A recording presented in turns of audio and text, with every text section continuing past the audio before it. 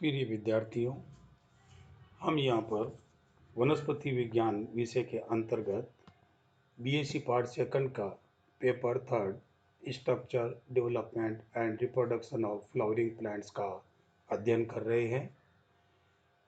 हमने इस विषय के इस पेपर के अंतर्गत पिछले कुछ अध्याय में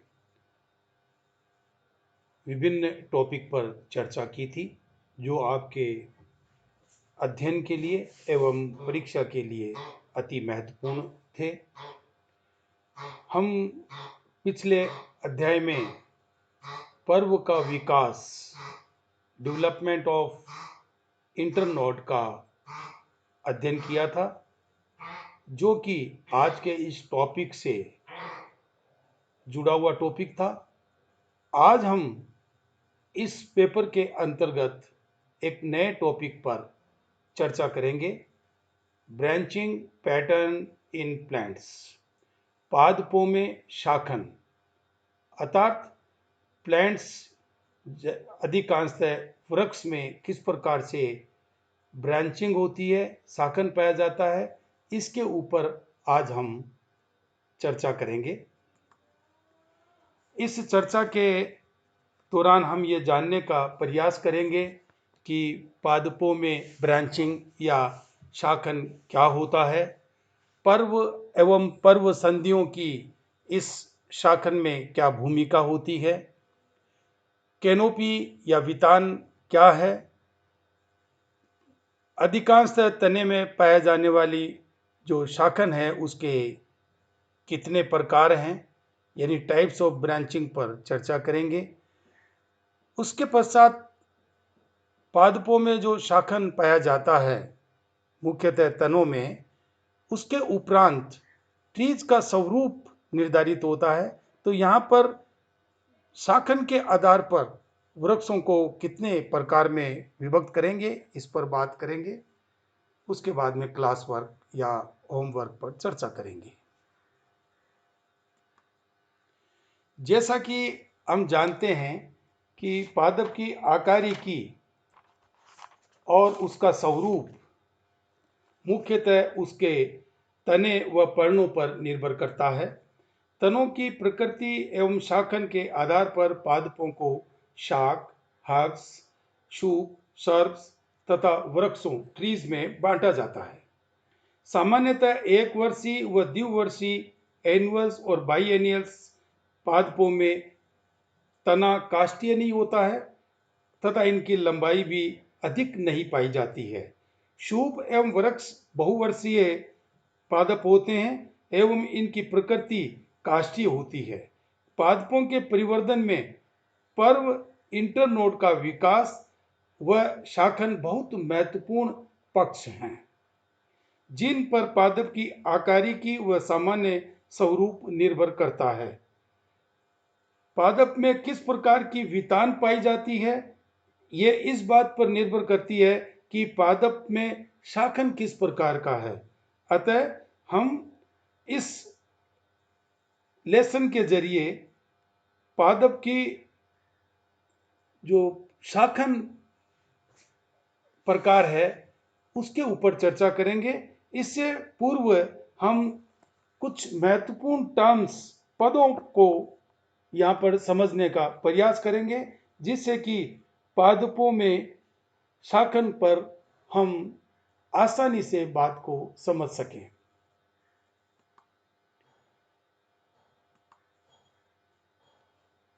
तीन टर्म महत्वपूर्ण है, एक पर्व तथा पर्व संधि, इंटरनोड एंड नोड, शाखन, ब्रांचिंग, वितान, कैनोपी। पर्व एवं पर्व संधि पर हमने पिछले लेसन में चर्चा की थी। संक्षेप में हम इसको फिर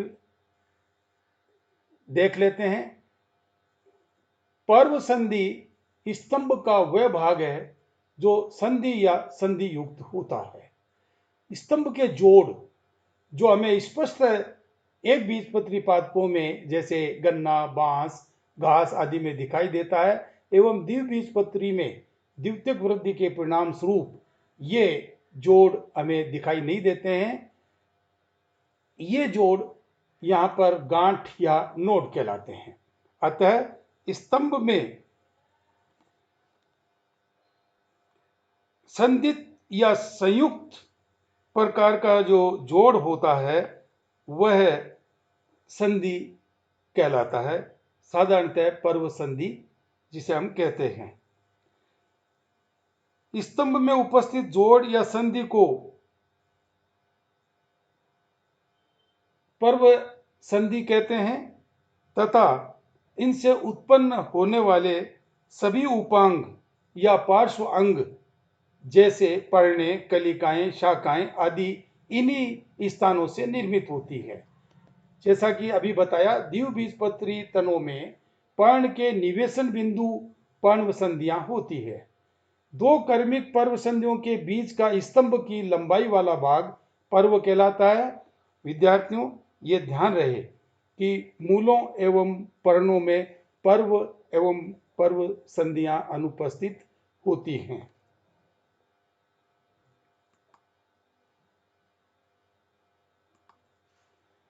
दूसरा जो टर्म है शाखन। शाखन एक व्यापक शब्द है जिसका प्रयोग मुख्यतः मूल तथा स्तंभ के अध्ययन में किया जाता है। यहाँ शाखन स्तंभ के अध्ययन तक सीमित है, क्योंकि स्तंभ की ब्रांचिंग हमें वायु भाग में मिलती है, इसलिए हम यहाँ पर शाखन का प्रयोग स्तंभ के अध्ययन के लिए ही करना चाहेंगे। शाखन का तात्पर्य पादप के मुख्य स्तंभ से कुछ पार्श्व स्तंभों या शाखाओं की उत्पत्ति जिससे पादप के स्वरूप का निर्धारण होता है। परिभाषा अनुसार हम ये कह सकते हैं कि शाखा मुख्य अक्ष या स्तंभ का एक उपांग है जो अक्ष की भांति ही पर्वों एवं पर्व संधियों युक्त होता है। इसकी उत्पत्ति मुख्य अक्ष की पर्व संधि पर स्थित पर्ण की कक्षस्थ कलिका एक्सिलरी बड से होती है तथा ये मात्र अक्ष की भांति ही अपनी पर्व संधियों पर पर्णे धारित करती है। उत्पत्ति की दृष्टि से शाखाएं अंतर्जात एंडोजीनियस होती हैं। स्तंभ पर शाखाओं की व्यवस्था या उत्पन्न होने के तरीके को ही शाखन कहते हैं। साधारण भाषा में हम ये कह सकते हैं कि स्तंभ पर शाखाओं की व्यवस्था या उत्पन्न होने के तरीके को ही हम शाखन कहते हैं। और यहाँ पर हम देखते हैं कि सेवनी पादपों में स्तंभ का शाखन एक महत्वपूर्ण पक्ष और पहलू है जो उनकी आकृति व आकारिकी का निर्धारण करता है। किसी भी पादप का शाख, सूप या वृक्ष बनना मुख्यतः उसके शाखन पर निर्भर करता है। शाकीय पौधों में अपेक्षाकृत कम शाखन, जबकि काष्ठीय पादपों में ये सघन शाखन निर्मित होता है।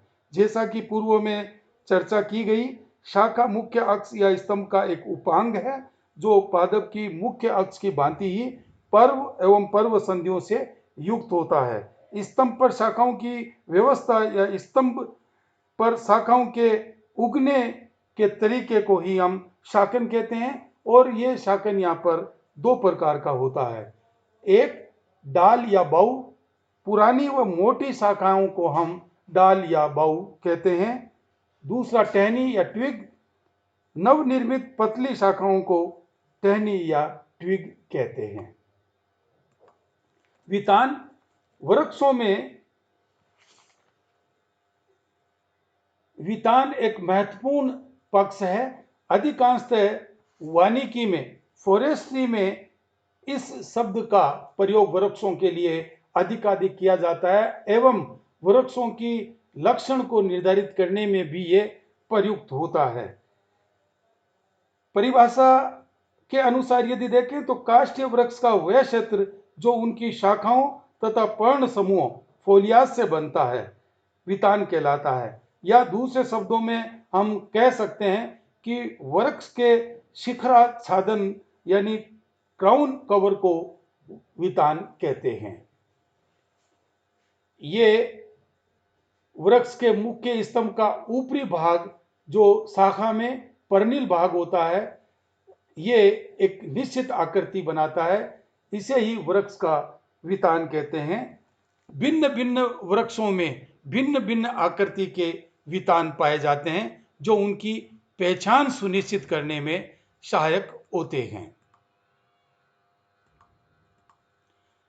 शाखाओं की उत्पत्ति यानी स्तंभ के ऊपर ये शाखाएं किस प्रकार से निर्मित होती हैं, क्या पैटर्न होता है, इस पर यदि हम विचार करें तो सबसे पहले ये हमें ध्यान रखना है कि अधिकांश वृक्षों या तनों में ये शाखाएं पर्याय कक्षस्थ कलिका से एक्सिलरी बड से उत्पन्न होती है। ये कलिकाएं पत्तियों की कक्ष से अधिकांशतः एकल रूप में निर्मित या स्थित होती हैं। इन कलिकाओं के विभाजनशील होकर शाखा के निर्माण करने के दौरान कई शरीर क्रियात्मक क्रियाएं संपन्न होती हैं। कई बार कलिकाएं पर्ण की कक्ष से इतर अन्यत्र स्थान पर भी निर्मित होती हैं, जिन्हें अपस्थानिक कलिकाएं एडवेंटिशियस बड कहते हैं। ये मूलों एवं पर्णों में बनती है। पत्थरचट्टा ब्रायोफिल्म इसका बहुत महत्वपूर्ण उदाहरण है। कलिकाओं में सुप्त विभाजों तक सुरक्षित रहता है, जो अनुकूल परिस्थितियों में विभाजन करके शाखा का निर्माण करता है। जैसा कि हमने मॉड्यूलर ग्रोथ में देखा था कि इस कलिकाओं में सुप्त विभाजों तक कोशिकाओं का समूह मॉड्यूल के रूप में रहता है और उसको अनुकूल परिस्थितियों में ये पता होता है कि उसे आगे किस अंग का निर्माण करना है। शाखन के प्रकार की बात करें, यानी तने में जो शाखन पैटर्न क्या है, तो ये निश्चित रूप से हमें ध्यान रखना है कि हमारा सबसे मुख्य केंद्र बिंदु स्तंभ पर कलिका की स्थिति क्या है, ये ध्यान में रखना है, क्योंकि स्तंभ पर कलिका की स्थिति के अनुसार ही शाखन के प्रमुख प्रकार निर्मित होते हैं। अर्थात यहां पर कलिका की तने पर उपस्थिति शाखन का आधार बनती है और ये मुख्यतः दो प्रकार के होते हैं। नंबर एक, पार्श्व या कक्षीय शाखन, लेटरल और एक्सिलरी ब्रांचिंग, और दूसरा द्विभाजी शाखन या अग्रस्त कलिका द्वारा शाखन, डाइकोटोमस ब्रांचिंग और ब्रांचिंग बाय टर्मिनल बड।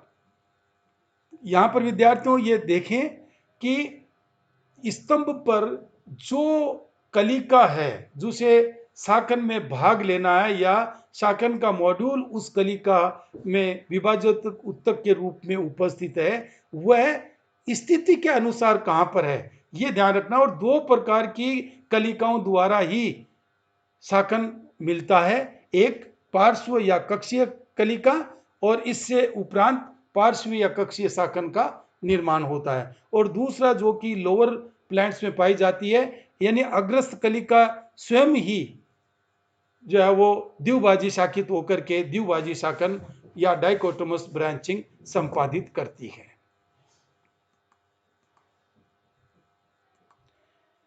यदि विस्तृत रूप से हम फ्लो चार्ट के रूप में इन शाखन के प्रकार का अध्ययन करें तो आप अपने स्क्रीन पर ये पूरा का पूरा जो है वो शाखन की टाइप्स का फ्लो चार्ट देख रहे हैं। यहाँ पर हम सिर्फ इसको समझते हुए आगे बढ़ेंगे, क्योंकि इसका विस्तृत अध्ययन हम आगे के लेसन में करेंगे। तो स्तंभ पर कलिका की स्थिति के आधार पर शाखन दो प्रकार का पाया जाता है, एक पार्श्व या कक्षीय शाखन, लेटरल या एक्सिलरी ब्रांचिंग, दूसरा द्विभाजी शाखन या अग्रस्त कलिका द्वारा शाखन यानी डाइकोटोमस ब्रांचिंग और ब्रांचिंग बाय टर्मिनल बड। पहले हम देखते हैं पार्श्व या कक्षीय शाखन क्या होता है। पार्श्व या कक्षीय शाखन सामान्य रूप से पाया जाने वाला शाखन प्रतिरूप है, जो मुख्य स्तंभ पर उपस्थित पार्श्व कलिकाओं द्वारा संपादित या निर्मित होता है। कलिकाओं की उपस्थिति कक्षीय होने के कारण इसे कक्षीय शाखन या एक्सिलरी ब्रांचिंग भी कहते हैं। और मुख्यतः यहाँ पर हम इसमें मुख्य तना या पोडियम किस प्रकार से निर्मित होता है, इस आधार पर इसे हम मोटे मोटे रूप से दो भागों में विभक्त करते हैं या दो प्रकार में विभाजित करते हैं। नंबर एक लाक्षी शाखन, मोनोपोडियल ब्रांचिंग।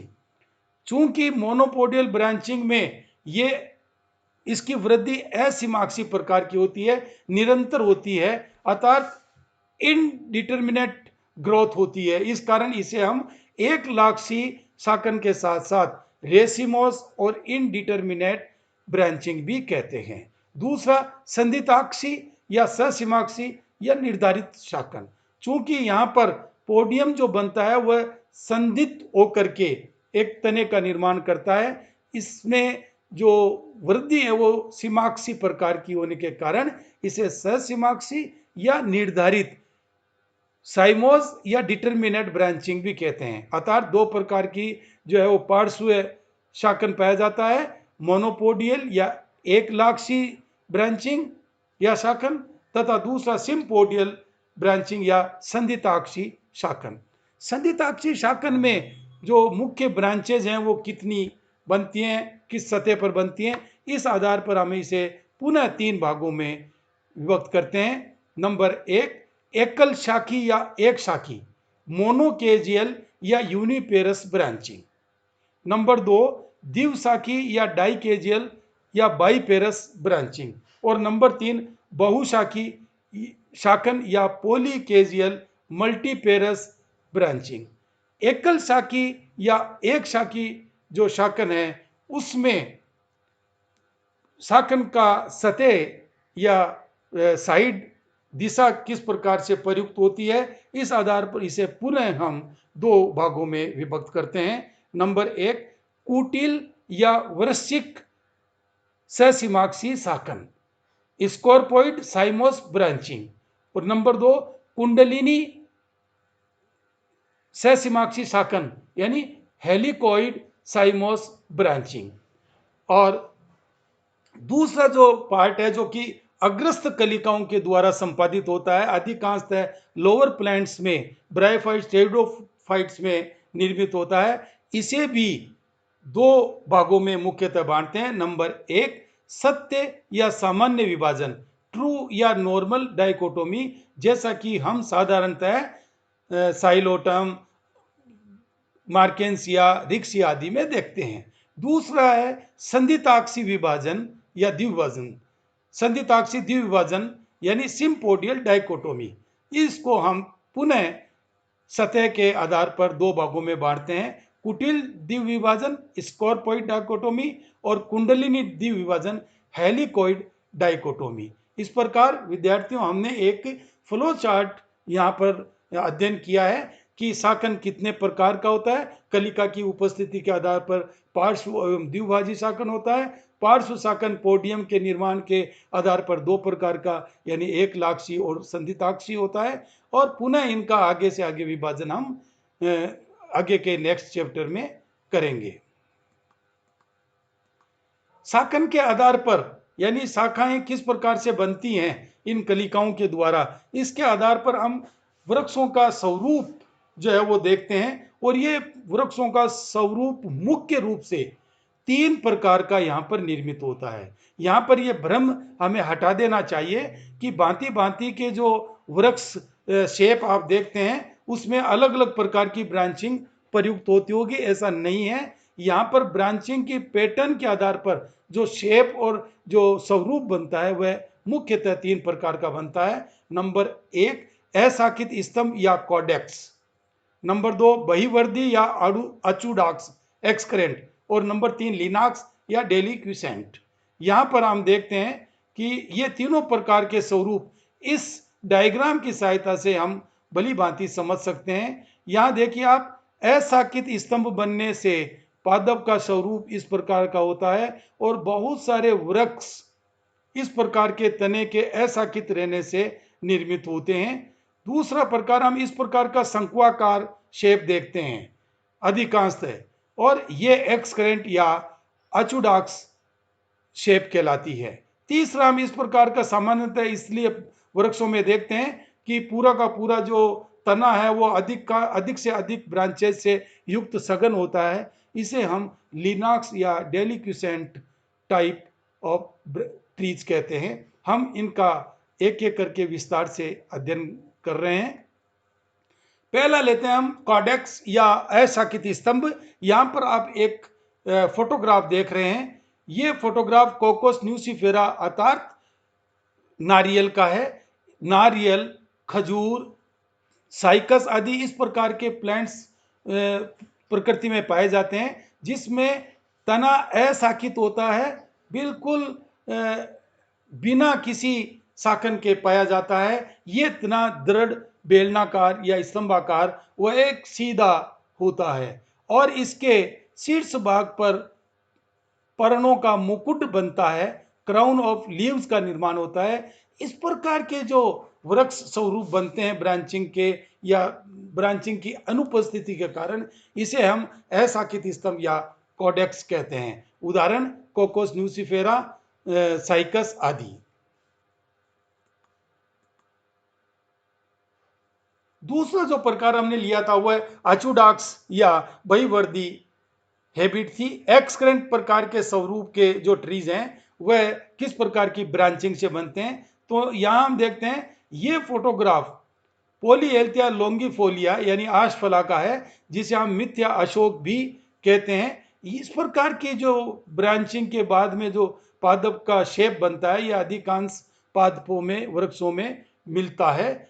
यहाँ पर मुख्य तना या अक्ष निरंतर वृद्धिशील रहता है और इस वृद्धिशील तने के समकोण पर 90 डिग्री के कोण पर कई यानी चारों ओर पार्श्व शाखाओं का निर्माण नियमित रूप से होता है। इसमें नीचे वाली जो शाखाएं हैं वह अधिक जो बड़ी और शीर्ष की ओर क्रमशः ये शाखाएं छोटी होती जाती हैं। इस कारण वृक्ष की आकृति कोनिकल शंकुआकार शंकु के आकार की होती है। इसी वृक्ष की शंकुआकार आकृति को ही अचुडाक्स हैबिट या बहिवर्दी कहते हैं। उदाहरण हम देख सकते हैं चीड़, पाइनस, देवदार, सिडरस, केजुराइना और आशफला, जिसे कि पोलीहेल्थिया लॉन्गिफोलिया या मिथ्या अशोक कहते हैं। इस प्रकार की जो है वो प्लांट स्वरूप निर्मित होता है। नेक्स्ट हम देखते हैं लिनाक्स डेलिक्यूसेंट प्रकार की जो है वो ट्रीज हमारे स्थलीय वृक्षों में देखने को मिलती है। यहाँ हम देखते हैं कि एक जो वृक्ष है वह इस प्रकार से एक गुंबदाकार या गोलाकार स्वरूप में अपनी शाखाओं के निर्माण के पश्चात बनता है। इस प्रकार के वृक्षों में मुख्य स्तंभ या प्रकांड या ट्रंक भूमि से कुछ ऊंचाई तक शाखाएं निर्मित करते हैं। ये शाखाएं मुख्य अक्ष की तुलना में अधिक वृद्धिशील तथा मजबूत होती है, अर्थात मुख्य तना एक निश्चित लंबाई के बाद में अधिक मोटी और पार्श्व शाखाओं का निर्माण करके एक झुरमुट जो है वो निर्माण कर लेता है, जिससे कि वृक्ष गोलाकार या विस्तृत गुंबदाकार आकृति का होता है। और अधिकांश हम देखते हैं स्थलीय वृक्ष जो है वो इसी लिनाक्स प्रकार के होते हैं। उदाहरण के तौर पर बरगद फाइकस बेंगालेंसिस, पीपल फाइकस विलेजियोसा, बबूल अकेसिया निलोटिका, नीम अजेडिरेक्टा इंडिका, ऐसे बहुत से स्थलीय वृक्ष हैं जो लिनाक्स प्रकार के स्वरूप को निर्मित करते हैं। इस प्रकार हमने यहाँ पर ब्रांचिंग पैटर्न इन प्लांट्स में तने में किस प्रकार से ब्रांचिंग होती है इसका एक फ्लो चार्ट अध्ययन किया तथा ट्रीज में ये ब्रांचिंग किस प्रकार से इसके स्वरूप को निर्धारित करती है, अर्थात ये कॉडेक्स या एक्सकरेंट या डेलिक्यूसेंट प्रकार बनाती है, इस पर हमने चर्चा की। आज की लेसन का होमवर्क या क्लास वर्क लघु उत्तरात्मक प्रश्न नंबर 1, शाखन को परिभाषित कीजिए, define the branching. Number 2, Codex वृक्ष का एक उदाहरण लिखिए।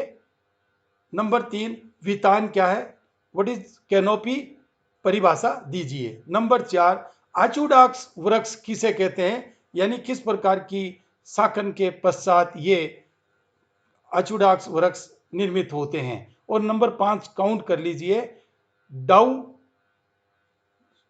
बाउ और ट्विग में विभेदन कीजिए।